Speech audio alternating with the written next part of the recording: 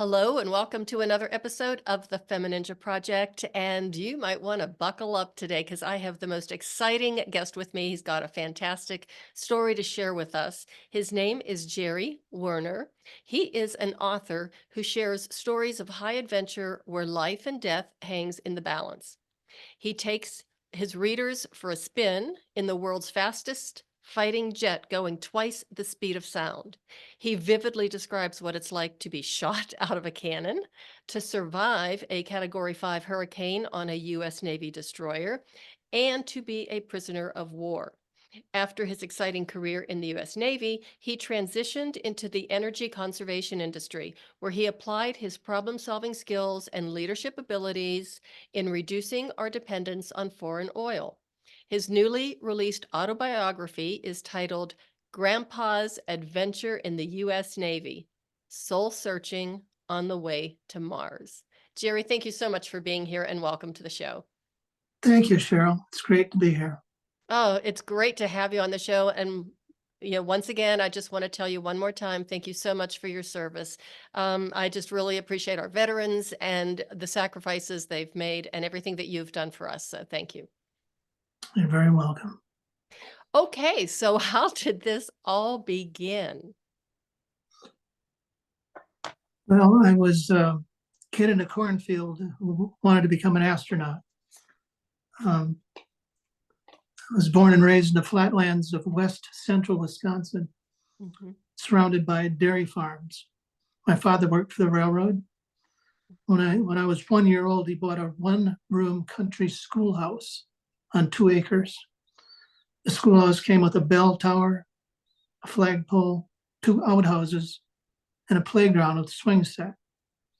He kept one outhouse in the swing stand, but got rid of the bell tower, the bell, and the flagpole. And years later, my 2 brothers and I complained to Dad, "Why didn't you keep the bell?"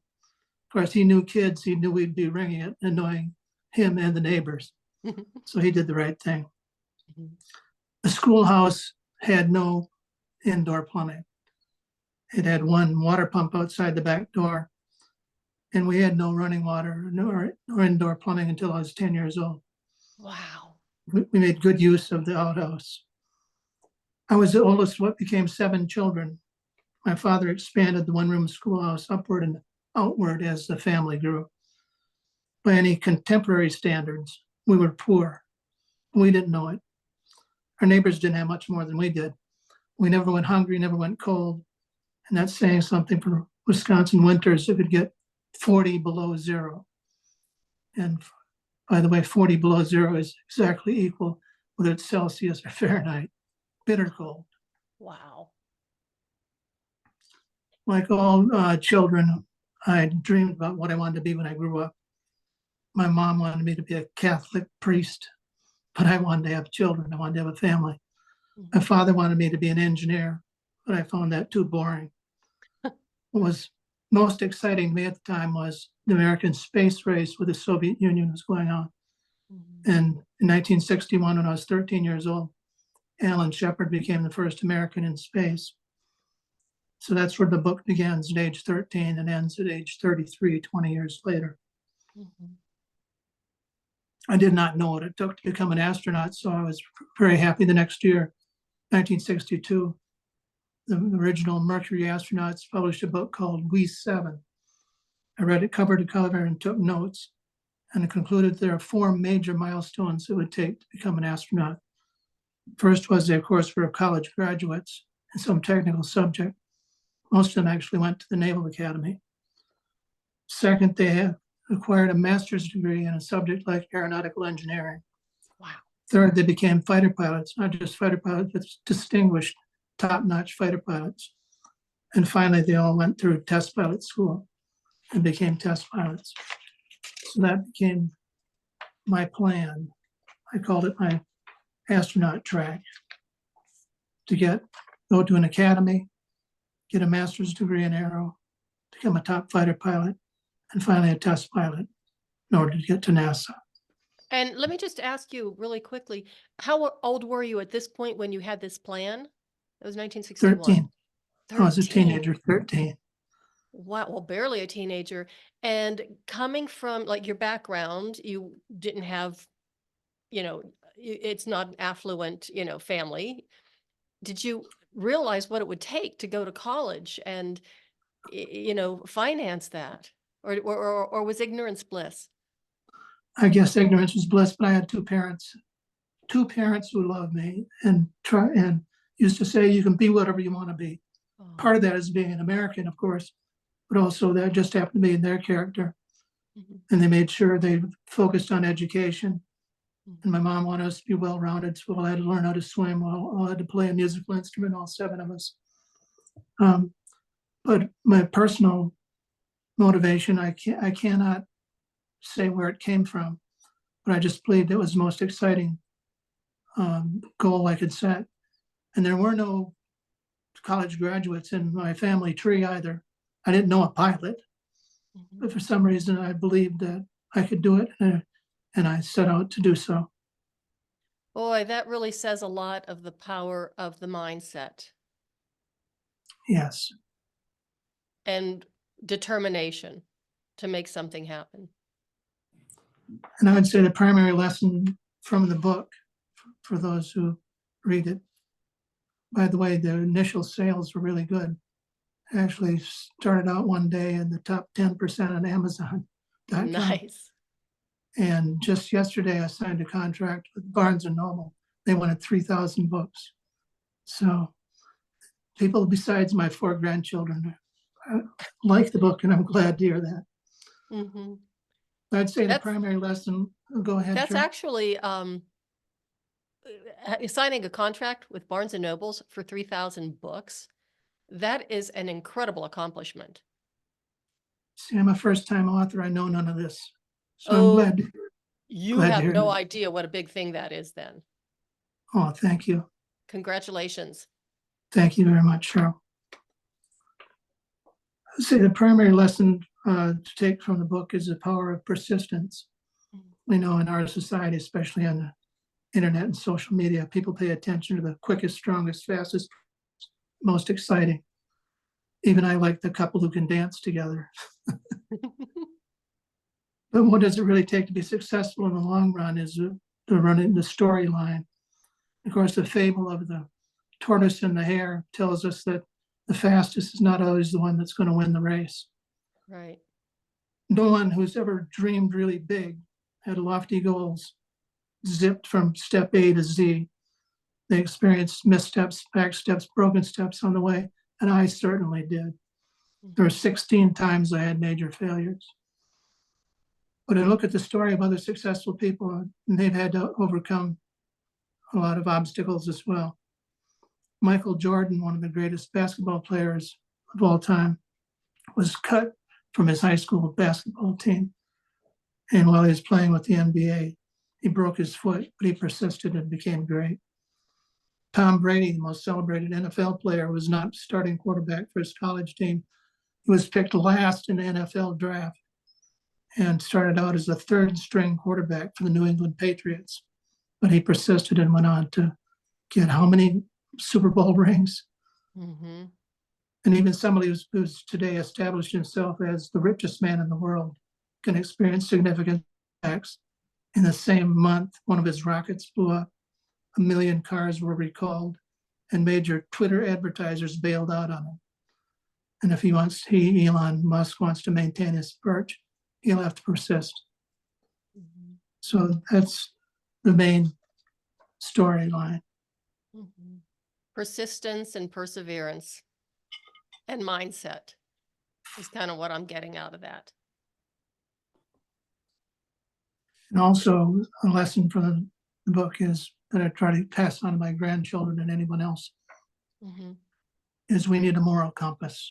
Oh, amen. After after 19 years, I faced a dilemma I never imagined. No one could have ever predicted. Um, at that point, I'd accomplished the goals. Graduate from the Naval Academy, master's degree in aero, top fighter pilot, actually fighter pilot of the year, test pilot school, top assignment coming out of test pilot school to be the first Navy fighter pilot to fly the F-18 Hornet, which was the newest at the time. which put me a #1 top of the heap, all that stuff. But the mission they had for me was to perfect its ability to deliver WMD, weapons of mass destruction. And it was a huge decision. After 19 years of getting there, what would I do?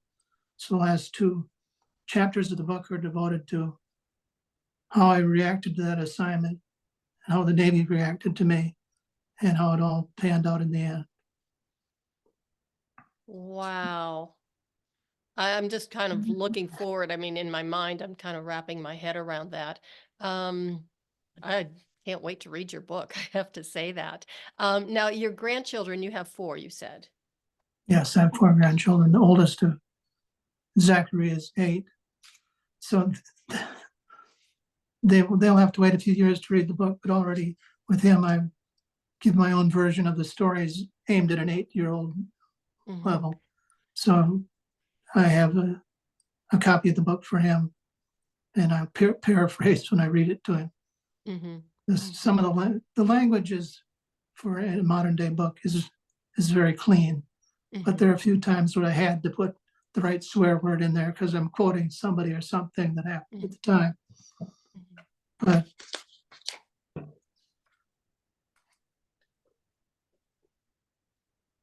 I'm thinking of your 8-year-old grandson. I mean, what a gift that you have given him and all the other grandchildren. What a wonderful legacy that you're passing on to them. And I absolutely love the title of the book, Grandpa's Adventure in the U.S. Navy. I absolutely love that. And I just wish that more people would pass their stories like that on to the next generation. Because I think, just like you say, you're talking about, the moral compass, and we've kind of lost our way. I think that's one way that we can recapture it and get it back is when we start telling those stories.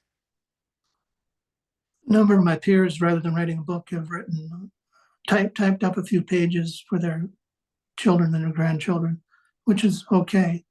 You, having written books, know how hard it is. I didn't know. I spent 3 years in this book, 800 pages long, including lots of pictures and diagrams and so forth. But one of the book reviews, I got 25 reviews so far. Well, some of them are really great. One of them comes from Dan Arnold, actually a friend of mine for many years, but has written a glowing confirmation of the book that I would not expect from anybody.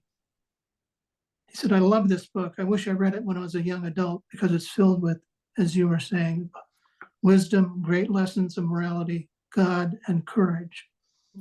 Jerry had a vision and locked onto it. It's so very inspiring. This book is a gift for humanity on how to achieve and what it takes to become the right stuff. The ending is an unexpected surprise. Will leave you speechless, but also give you faith in your fellow man. And I did want to let you know too, you did get 25 reviews on Amazon. How long has the book been out?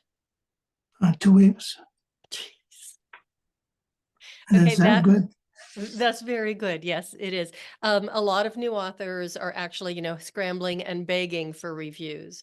So that's organic growth. The book is already doing incredibly well. So you should be very proud of yourself, or let's say you could be proud of yourself. Done a great job. Well, thank you very much, Cheryl. And now, so that is volume 1. That is the whole story of volume 1 and volume 2. Oh, and volume 2? Yes. Volume 1 ends in the sort of middle of the career, where I have not established myself as a good fighter pilot yet. As a matter of fact, the last chapter in volume 1, the commanding officer has just chewed me out, called me all kinds of names in front of the rest of the pilots because I had a bad night. Why did I have such a bad night trying to land aboard the aircraft carrier? My roommate had been killed just a few days before that. Oh. And one of the stories, one of the revelations that anybody who's in Army, Navy, Air Force, Marines knows, that you have to live in a wartime situation or even peace where a lot of people are dying, you've got to find a way to deal with that. So there's no such thing as bereavement counseling for fighter pilots. Mhm. At that point in time, I'd already lost 20 squadron mates to aircraft accidents. Before my career was over, I lost 31. 31 of my friends died due to aircraft accidents. And the Navy, especially carriers at sea and night carrier landings, are extremely dangerous. Mhm. So anyway, reacting to the death of my roommate, I had to go around 5 times to get trapped on the aircraft carrier to get a successful landing. And my commanding officer was livid about it and chewed into me with language that I would not repeat to my grandchildren. So that's where volume 1 ends. Mhm. Mhm. Volume 2 picks up from there, and as you know, things improve. And now volume 2 is not out yet, is that correct? It's not out yet. I've put in my final draft, and I think we're about a week or 2 away from volume 2 being available. Mhm. I love the fact that you said, writing a book isn't easy, and you don't know what you don't know until you try and do it. And it's really funny. I just spoke to a gentleman like 2 days ago who is working on like his third, fourth, and fifth book, and he's an retired Air Force veteran. And he said, I just thought that when I retired, I would want to write books in this genre of suspense that, that he enjoyed reading. And he said, all I could think of was, how hard could it possibly be? And he says, and then I found out it's really hard to write a book. It really is.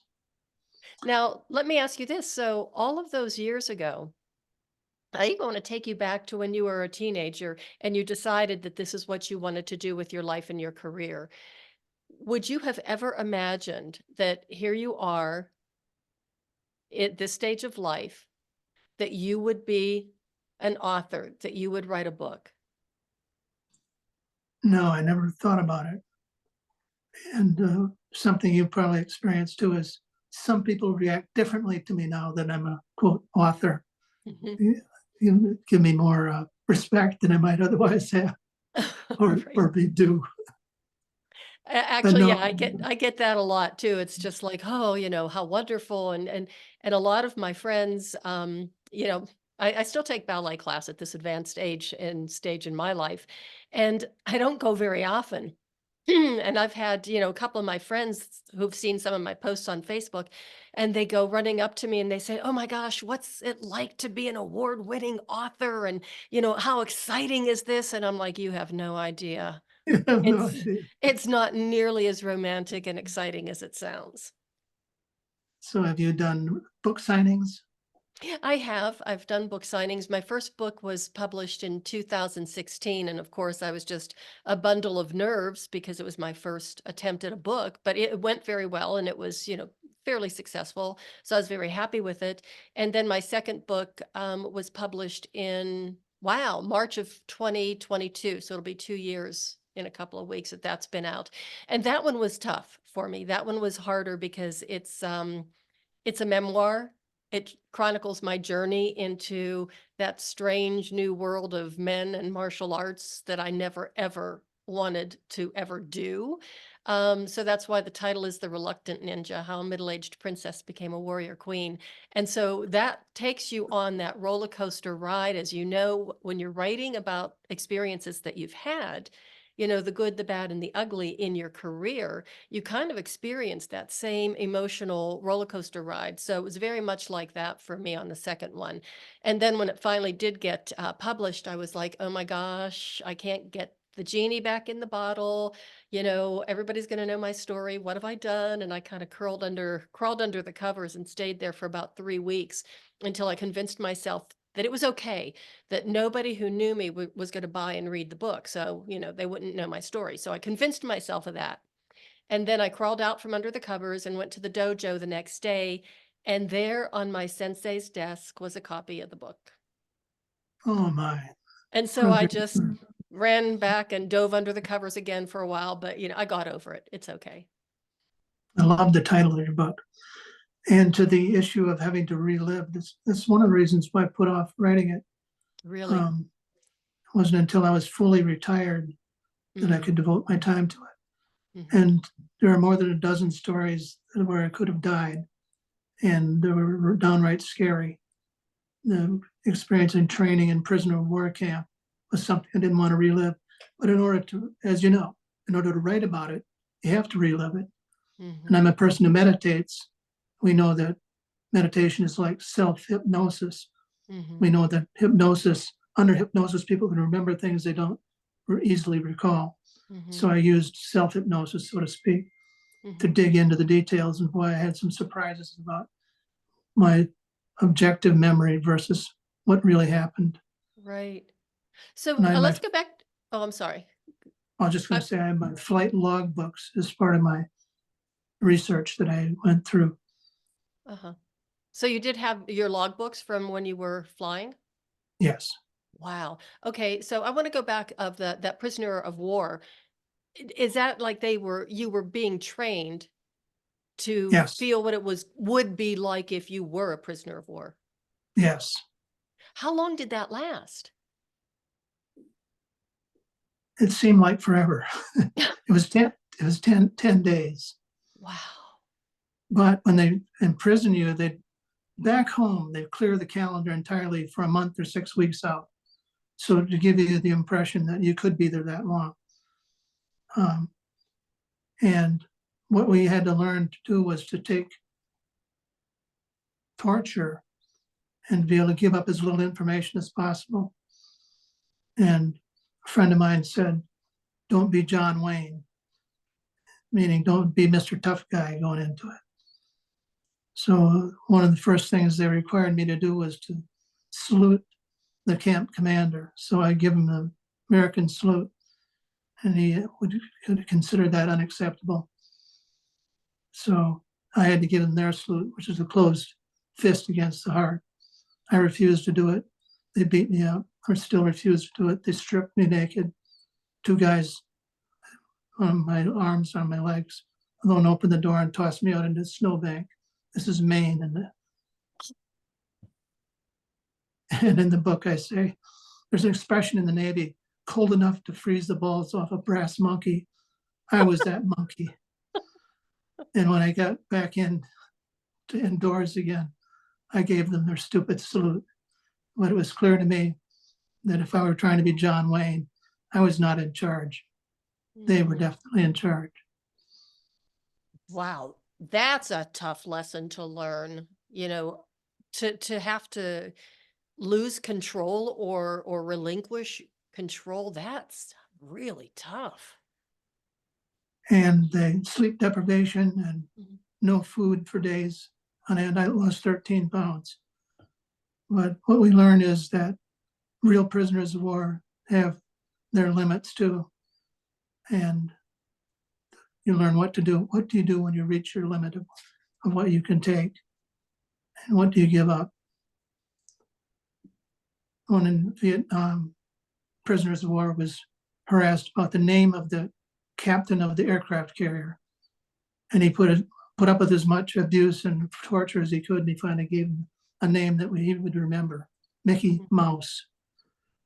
And then they were released and sent him back to his cell. So one of the things you learn in prisoner of war training is if you have to give up some information, keep it simple, keep it stupid, so you will remember your lie. Wow. So coming out of that, I'm just trying to imagine, and again, we were talking about, like some of the emotional strain of not having the support when, you lost your roommate, losing all of these other pilots and, terrible accidents and stuff. When you come out of something like that, that you've been in there for 10 days, do they debrief you? Do they give you any kind of support? Do you get, a medical check? What do they do? Or do they just say, okay, go back to your platoon or whatever? Well, they do give you a debriefing. I should say that the rules are they could not break any bones or leave any lasting scars.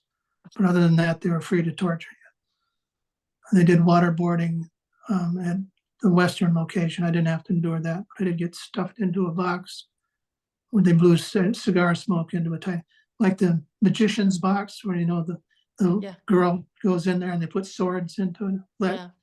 that tight a space. But in debriefing, they went through what went well, what could be done better next time around, and then sent us back to our squadron. So I have to ask, did you feel any resentment, or did you just, accept this as part of the training, and God forbid you ever do become a prisoner of war, you would at least have some skills to be able to deal with it? Or was I motivated not to become a prisoner of war? Okay. I didn't hold it against them. They were doing their job.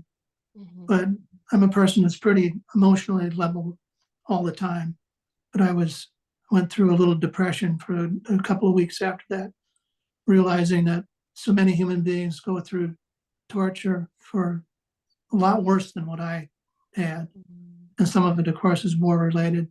Some of it is not. It made me think of those who are incarcerated who are innocent too. Mhm. So gave When me you a were new te appreciation.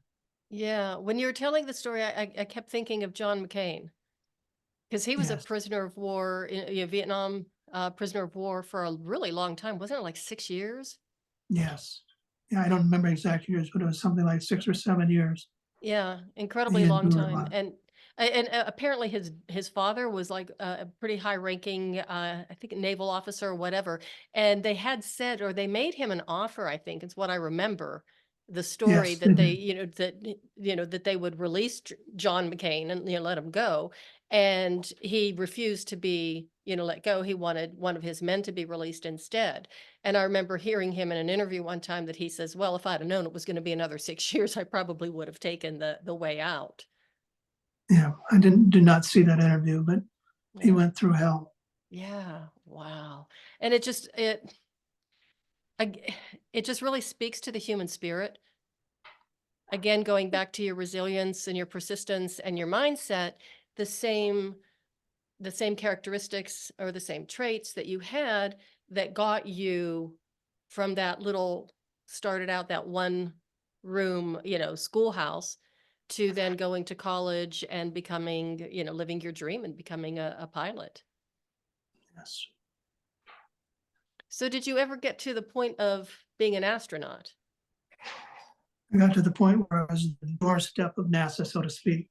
But Wow. the last two chapters tell, once I turned down that assignment to perfect a new aircraft's ability to drop weapons of mass destruction. Once I turned that down, I knew that my career path to NASA was over. Hmm. But they made some interesting offers to me to keep me in after that, which is in the Well, book. I'm going to find out what that is because I'm going to buy your book and I'm going to read it. So I'm already looking forward to that. I'll be happy to send the free PDF copy of Volume 1 to you and your listeners. Well, I'm going to say yes for the listeners, but for myself, I think I'm just going to go and buy a hard copy off of Amazon, because if I do that, then I can leave a review. And I'd really like to do that. That'd be excellent, Mhm. Cheryl. Mhm. And I need to find your book too. Books. Well, the Ninja book is pretty. The first one is fitness, forever fit and flexible, feeling fabulous at 50 and beyond. So that's actually, more about fitness over 50, healthy aging, busting the myths of aging and some of the BS that we're told as we get older, by society, the medical professionals, the fitness industry. So that was what that one was about. And then the second one is the roller coaster ride in the dojo. And there's some really funny stuff in there. It sounds interesting. Mhm. And I've really figured it was mostly women who are going to buy it, but a lot of men have bought it, and I get a lot of feedback from the guys, and it's really, it turned out okay. Like I said, I had those 3 bad weeks of writer's regret, but I got over it. Well, knowing that your big part of your audience is women and the name of your podcast, just want to say I have 4 sisters, 3 daughters, 2 wives, one at a time. But I'm quite familiar with the challenges that women face and have Mhm. faced in our culture. one of my sister, Sharon, who's a self-made millionaire. When she was single, she wanted to buy a luxury automobile. I think it was an Infinity, but it doesn't matter what car it was. They let her do a test drive and so forth. Said, well, come back with your husband and we'll make a decision on it. So you can be sure she didn't buy from them. Mhm.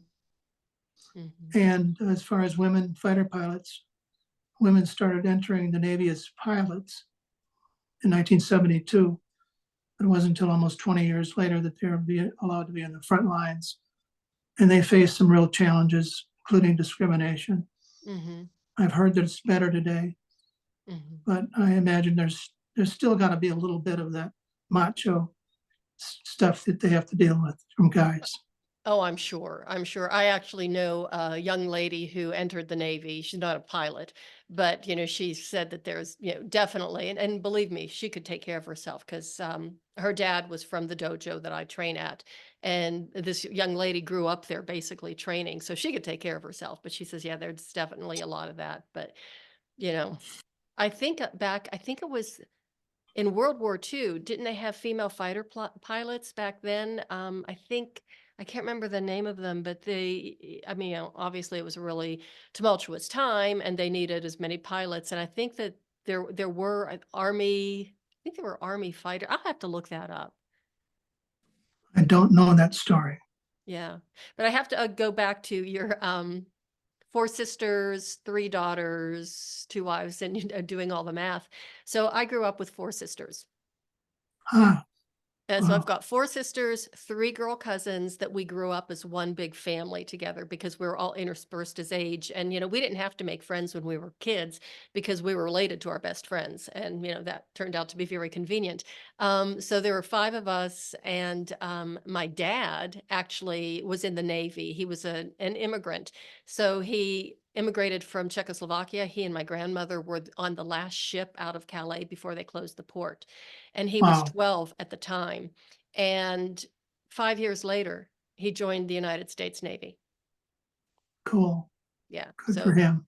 Yeah, I have a lot of cool stories about that. I wished I had more detail of his Navy career, but I have a lot of stories, and that's another book that I'm working on. That's great. Too bad he didn't write a book called Grandpa's Adventures in the U.S. Navy. Yeah, I wished he had, but I do have enough stories that I can, I can write it, and it's really hard because I'm trying to do a family history, on both sides, and I do have a lot of information and a lot of stories, and it's really easy for me to get into my mother's head and write stories about her, but trying to get into my dad's head is a little bit more challenging, as you could imagine. Yes, I can. hmm So you mentioned then, tell us again about the PDF, the offer that you are so graciously, giving to the listeners. Anybody who provides me their email address, I'll send them a free PDF, volume one. And I think you said you're going to give my Yes, LinkedIn your address. LinkedIn account, your LinkedIn profile is on the show notes, so people can reach you through Okay, LinkedIn. great. Do you have any other way of, I mean, do you have a website for your book or? The website is being set up as we speak. I'm still a few days away from that being ready to Yes. go. Okay, so what I'm going to ask you to do for me is once you have that done and you have the website up and running, email me. I'll give you my email address. Email me and send me the link, and I can always add it into the show notes at a later date when it is done. So I really want people to have the opportunity to be able to contact you, and just to see your website, learn more about your story, because this is, I mean, it's just fascinating, and I think that Yeah. I don't know how you'd feel about this, but you're a hero, modern day hero, and your grandkids to be able to understand and know what you did. I mean, what an incredible role model, and again, what a legacy you're leaving for them. And I just want other people to be able to not only just read your story and connect with you, but maybe to be inspired to be able to write their own story and to share with future generations. It doesn't have to be an 800-page book. As you said before, some of your friends just wrote down stories to be able to pass on to their children. But I just think it's so important to share our stories and understand who the true heroes really are and how humble our heroes are. And to be able to give back to the community and to give so selflessly, to our country is just very, very impressive. It's very remarkable. Thank you, Cheryl. I'm speechless. I'm probably Well, blushing. I do see a little bit of color rising in your cheeks. But I really believe that. And I think that's one of the reasons why, I don't know, I think society is a little bit messed up right now. And we're not valuing the right things. We're putting our priorities, in areas that really aren't helping us grow as a society, as, a community, as human beings. And I think that if we just go back and start sharing our stories, I really do believe that the world would be a better place. I do too. Yeah. Thanks for having me on your show. Oh, I it appreciate has it. been an honor. I've loved this conversation, love talking to you, and I can't wait to get your book. I'm going to be doing that as soon as we sign off. Is there any last pearls of wisdom or bit of information, anything that you want to share with the listeners before we sign off? We've been talking about achieving a lofty goal, being to be an astronaut, could be anything that's very important to somebody. But I think the goal of having a happy marriage is in that same category.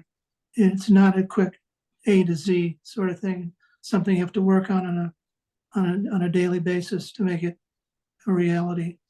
So sometimes these examples of persistence can be applied to something we think of as rather simple but difficult. And happy marriage is one of those. Mhm. Absolutely. That's a great way to end. I think a lot of people just give up too soon. It's like, this is hard work and I just don't want to do it. How long have you been married? Um, First marriage was 23 years, and Arlene and I have been together 20 years. Congratulations. Thank you. And congratulations on the book, Jerry. That's, you've made some incredible success in a very short period of time. So I'm glad you told me all of that so you understand. As a brand new author, you're really shooting to the top pretty quickly. Thank you, Cheryl. Thank you very much for your perspective. Have a great day. You too. Thank you so much for being on the show once again, and thanks for your service. Everybody, thank you so much for listening. Oh my gosh, what a story.